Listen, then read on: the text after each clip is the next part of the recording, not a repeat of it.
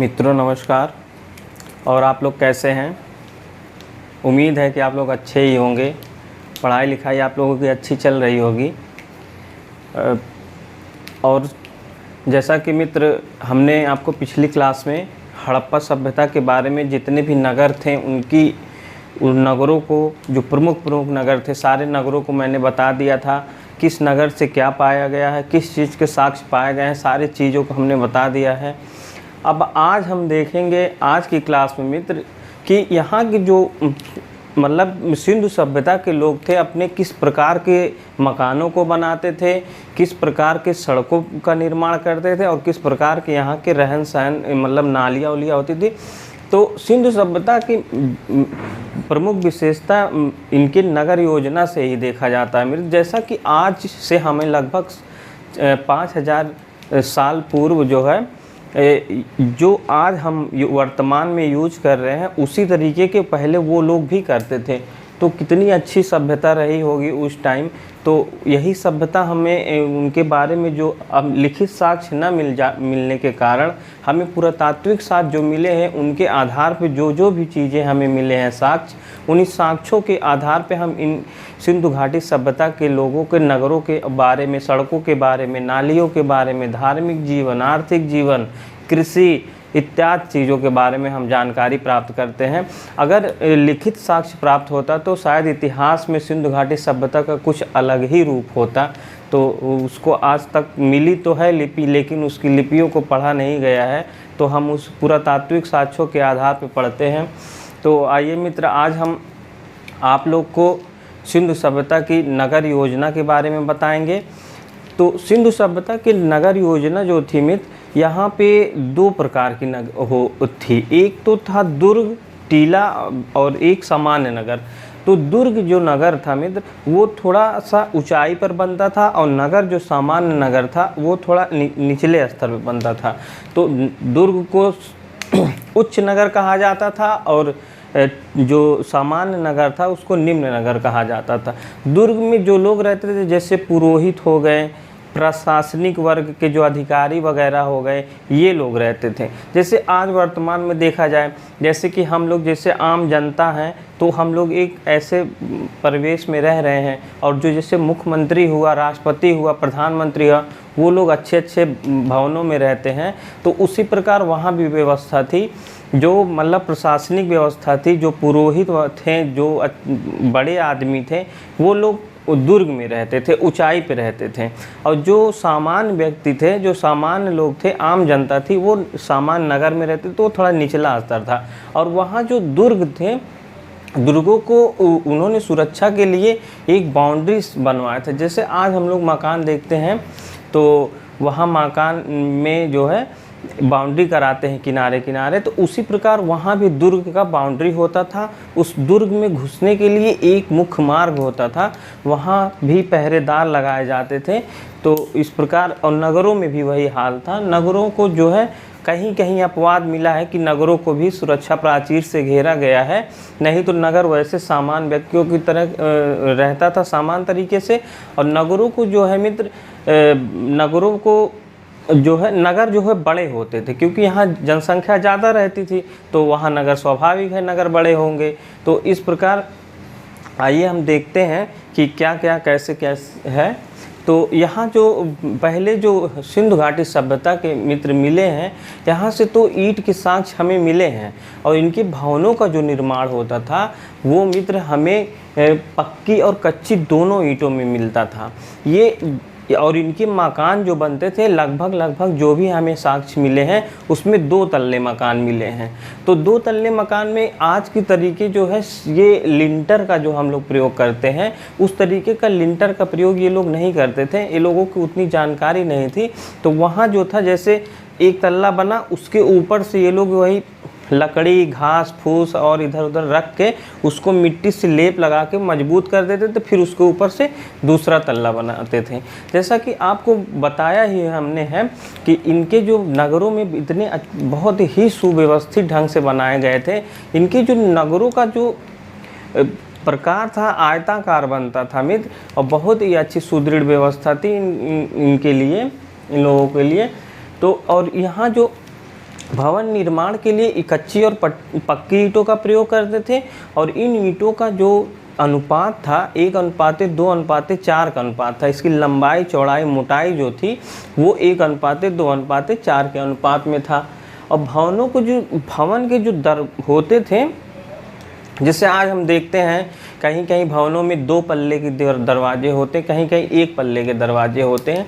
तो सिंधु घाटी सभ्यता के लोगों के भवनों के जो दरवाजे थे मित्र, वहाँ लगभग सारे घरों में 1 पल्ले का दरवाज़ा लगता था। और जैसा कि आज हम लोग वर्तमान समय में अब जितने भी घर बनते हैं लगभग घरों में 1 पल्ले का वही प्लाई बोर्ड वाला दरवाज़ा लगाते हैं, उसी प्रकार के वहाँ भी था 1 पल्ले का दरवाज़ा था। और दीवार जो बनाते थे ये लोग, दीवार बनाते थे जो उसको सीधा करने के लिए साहुल का प्रयोग करते हैं। जैसा कि आज भी हम लोग हमारे जो है घरों को बनाते समय जो राजगीर मिस्त्री जी होते हैं वो लोग भी साहुल का प्रयोग करके, जैसे वो लिट्टू के तरीके होता था लोहे का, उसमें एक डोरी लगी होती है, उसी से दीवार को ऐसे नापा जाता था, नाप के उसको जो है दीवार के जो ईंट से जोड़ते थे तो उसको सीधा करने के लिए साहुल का प्रयोग करते थे।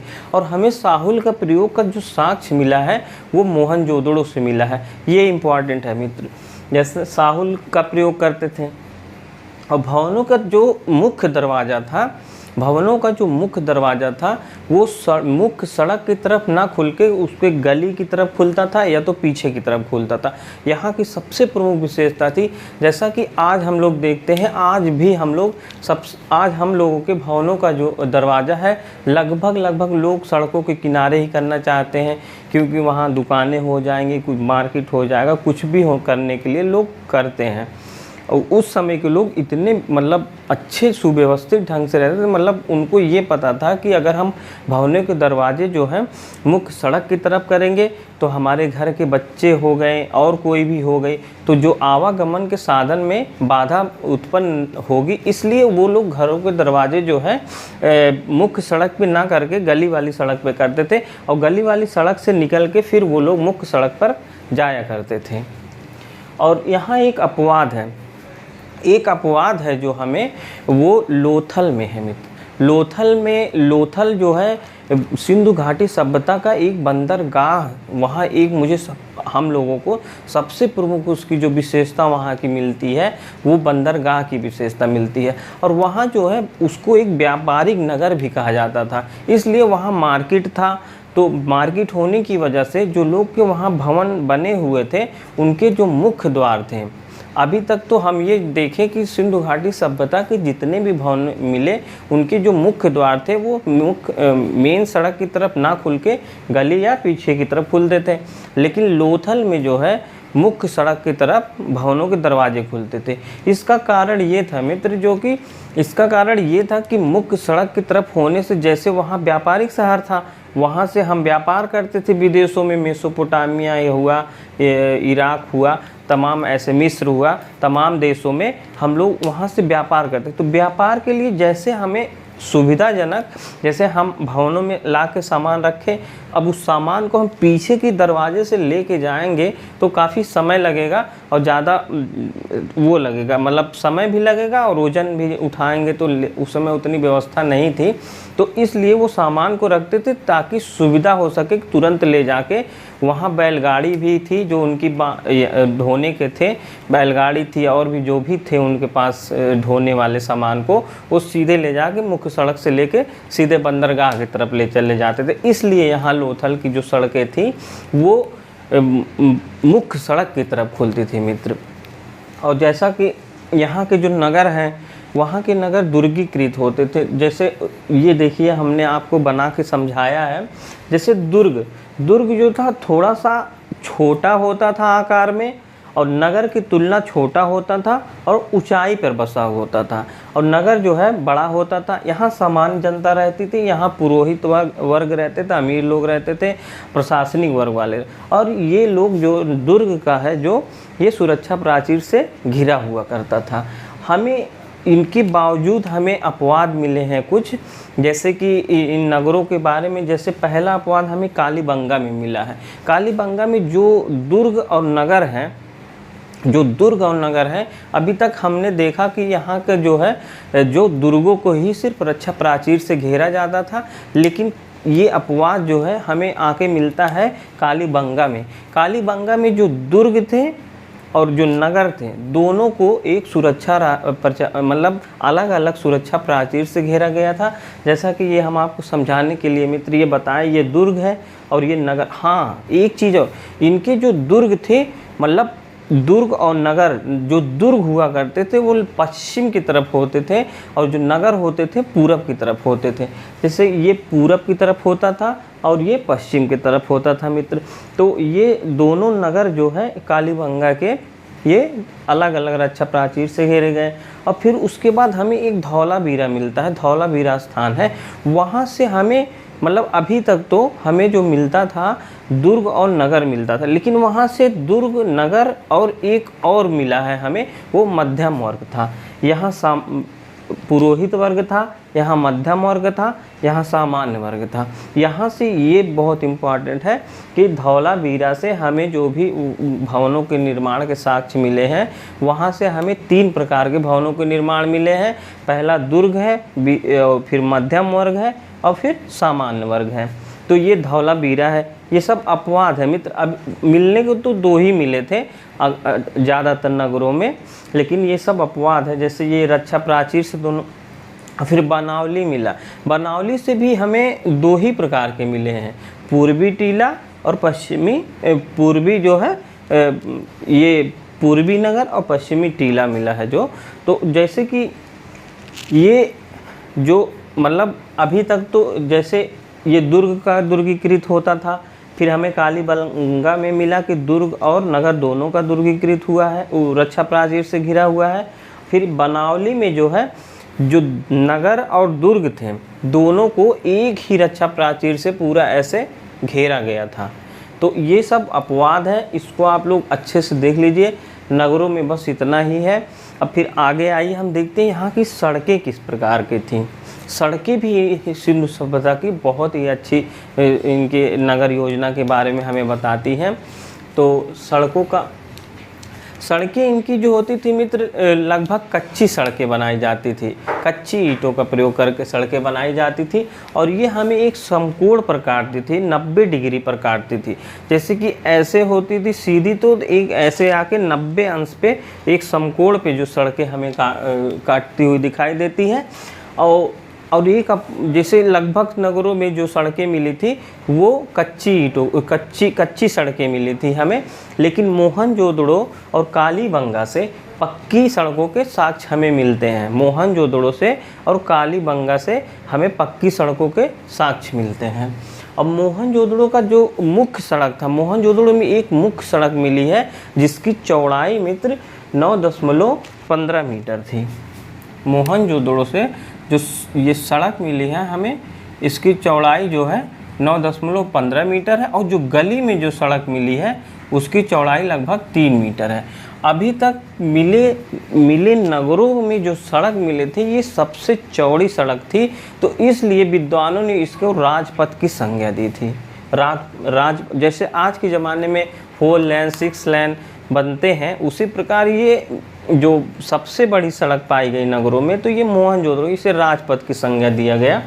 और राजपथ की संज्ञा इन विद्वानों ने दिया। और सड़कों का मित्र, हमने एक आपको डायग्राम बना के एक चेस बोर्ड की तरीके, जैसे चेस होते हैं उसी तरीके ये नगरों को बसाए हुए थे, चेस बोर्ड की तरीके। तो ये सड़कें हैं, ये जैसे ये जो सड़कें हैं ये मुख्य सड़क है। ये देखिए एक समकोण पे काट रही ना, एक इधर से जा रही है तो एक इधर से, यहाँ जाके ये चौराहे हुआ करते थे, ये इनके चौराहे हुआ करते थे, ये चौराहे हुआ करते थे। ये आपको मैं समझाने के लिए थोड़ा सा बता दिया हूँ। ये सड़कों के चौराहे हुआ करते थे। और जो अब ये चौकोर एक समकोण पर काट, जैसे यहाँ एक, अब जैसे सड़क आई, यहाँ एक नगर बस गया, यहाँ एक नगर बस गया, यहाँ एक नगर बस गया, यहाँ एक नगर बस गया। तो तो ये देखिए, ये जो नगरों में बसे हुए मकान थे और ये सब मकान थे, जो मकान थे उसके बावजूद भी, जैसे अब आज के ज़माने में जहाँ जैसे हम लोग कहीं अपने घर यहाँ कहीं भी शहरों में देखते हैं, रहते हैं, तो तमाम सड़कें बनी हैं, लेकिन जब हम गली से निकल के जाते हैं तो मेन सड़क जो है चौड़ी वाले, जो जैसे हाईवे सड़क जिसको बोला जाता है, मेन सड़क हमें थोड़ी दूर पे मिलती है। तो इसी प्रकार जो था यहाँ भी था, यहाँ जो था जैसे ये रेड वाला मकान है और ये जो ब्लू वाला है, ये गलियों की सड़कें हैं। तो जो गलियों की सड़कें हैं इसी की तरफ ये लोग अपना दरवाज़ा करते थे और इन्हीं दरवाज़ों से होते हुए सीधे मुख्य सड़क की तरफ चले जाते थे। ये मुख्य सड़क है। तो सड़कों का आकार इसी प्रकार था, एक दूसरे मतलब एक सड़कें जो है एक दूसरे को समकोण पर काटती थी, और ये सड़कें जो है मित्र कच्ची अधिकतर मिली है। सिर्फ अपवाद में हमें 2 जगहों से लगभग मिला है पक्की सड़कों का साक्ष्य, एक मोहनजोदड़ो है, एक कालीबंगा है। अब ये सड़कें हो गई। अब आइए देखते नाली का साक्ष्य मिलना हड़प्पा सभ्यता को एक सुव्यवस्थित और बहुत ही अच्छी नगर योजना के बारे में हमें बताता है। जैसे आज हम नालियों का प्रयोग करते हैं, जैसे अपने घरों की नालियों को ऐसे निकाल के, छोटी छोटी नालियाँ निकाल के, जो गली की सड़कें हैं उसके किनारे किनारे से जाके मेन कहीं एक बड़ी नाली होती है, उसी में जाके मिल जाती है। उसी तरीके वहाँ भी बनाया जाता था। जैसे यहाँ जो सिंध सब है, बहुत इसकी प्रमुख विशेषता थी जो नालियाँ थी। और बनावली से जो है मित्र, बनावली एक है, वहाँ से हमें नाली का साक्ष्य नहीं मिलता है। तो इससे हम ये अंदाज़ा लगाते हैं कि बनावली जो था थोड़ा सा जैसे पिछड़े नगरों में आता था। यहाँ की सड़कें भी नहीं बनी थी, टेढ़ी मेढ़ी सड़कें बनी थी। तो इसलिए यहाँ से ये आप लोग याद रखें। और तो लगभग सभी जगह से नालियों के साक्ष्य मिले हैं। तो ये इम्पॉर्टेंट इसलिए हो जाता है कि यहाँ से नाली का साक्ष्य नहीं मिला। और हाँ, एक इम्पॉर्टेंट ये है कालीबंगा से हमें जो मिली है लकड़ी की नाली बनाए साक्ष्य मिला है। यहाँ लकड़ी की नाली, और नालियों को जो मित्र बनाया जाता था, ये नालियाँ पक्की ईंटों की बनाई जाती थी। और नालियाँ जो मेन नाली होती थी बड़ी, वो बहुत ही, जैसे कहीं कहीं हमें मिलता है वहाँ कि जैसे नाली बनाई जाती थी और नालियाँ काफ़ी गहरी थी, और बीच थोड़ी थोड़ी दूर पे नालियों में गड्ढे का भी हमें साक्ष्य मिलता है, और उसमें सीढ़ी बनाए जाने का तो इससे ये अनुमान लगाया जाए जैसे घरों के जो गंदे कचड़े उचड़े बह के जाते थे तो वहाँ गड्ढों में इकट्ठा हो जाते थे, तो फिर उसको बाद में निकाल के उसको सफाई किया जाता था। तो इस प्रकार हमें वो भी साक्ष्य मिलता है। और नालियों में जैसे अब नालियाँ ऐसे जा रही हैं, जहाँ मोड़ हुआ नालियों का, तो वहाँ एक फन्नीदार ईंटा होता था ईयल आकार का, जैसे मोड़ टाइप का आकार का ईंटा होता था, उस ईंटे का साक्ष्य हमें मिलता है, उसे फन्नीदार ईंटा कहते हैं। तो मित्र इतना जो है आज हमने जो है आपको हड़प्पा सभ्यता की नगर योजना में भवनों का निर्माण, सड़कों का कैसे था और नालियाँ कैसे थी, इसके बारे में बताया। मित्र आपको ना समझ में जहाँ आया हो वो तो आप बताइए।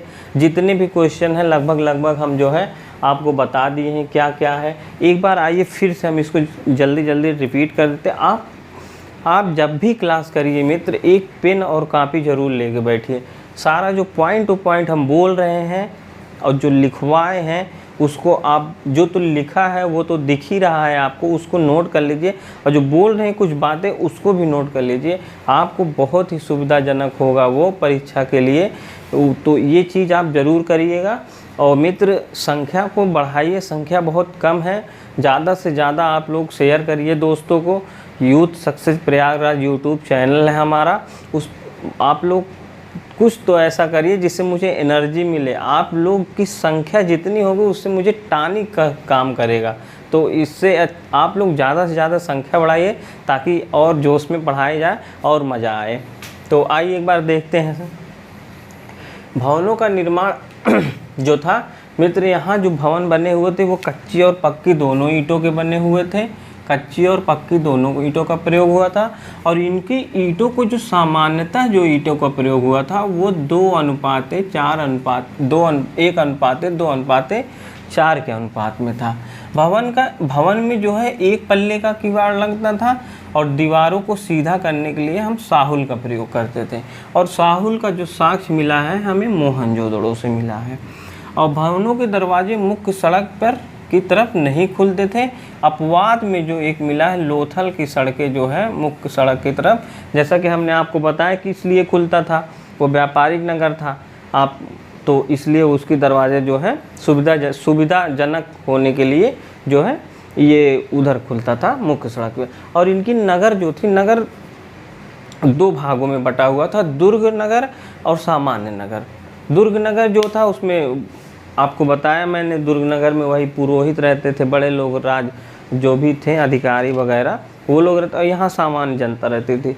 नगर की तुलना दुर्ग छोटा होता था और नगर में सामान्य, और दुर्गों का जो है रक्षा प्राचीर से घिरा हुआ मिलता था यहाँ सिंधु घाटी सभ्यता के। तो अपवाद में जो मिले हैं हमें, एक कालीबंगा मिला है, कालीबंगा से जो नगर और दुर्ग का जो था साक्ष्य उसको अलग अलग रक्षा प्राचीर से घेरा गया है। और फिर धौलावीरा में हमें 3 प्रकार के मिलते हैं, एक दुर्ग मिलता है, एक मध्यम वर्ग मिलता है, एक सामान्य वर्ग, क्योंकि यहाँ से हमें 3 वर्ग के बारे में जानकारी मिलती है।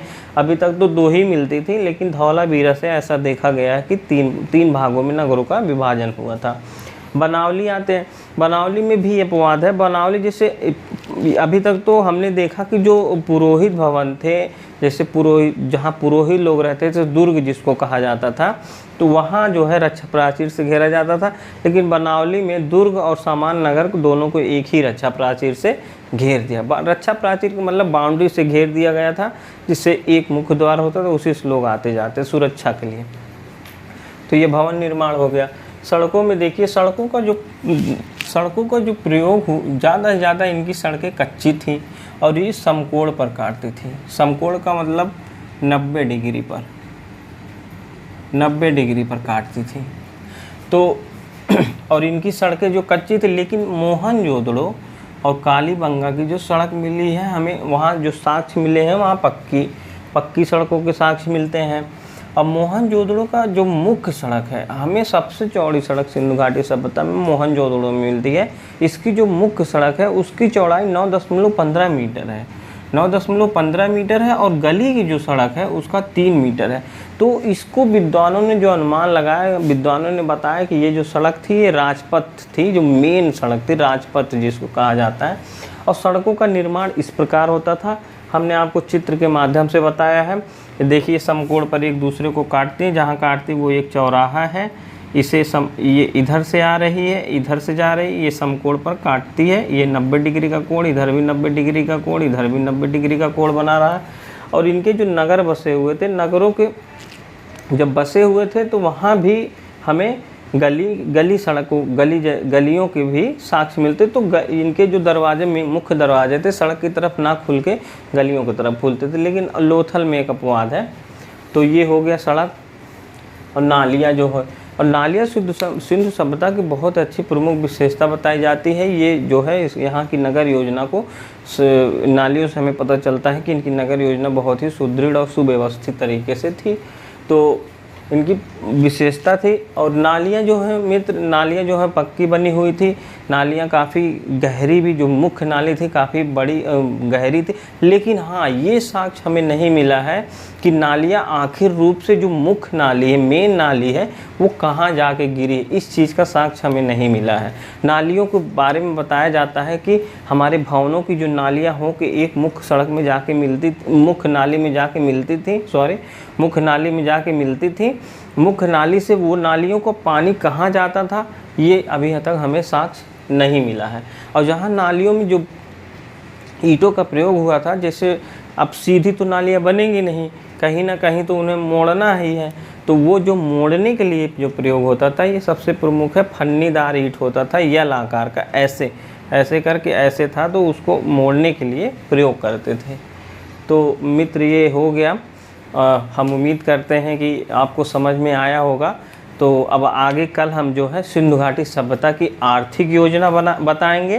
तो टाइम मिलेगा तो सामाजिक योजना, आर्थिक योजना और इनके धर्म और में क्या थे, किस चीज़ की देवता की पूजा करते थे, ये सब अगली क्लास में अभी थोड़ा थोड़ा बता रहे हैं ताकि आप लोग समझ सकें। इसको आप नोट्स बनाइए, उसको रिवीजन भी करिए।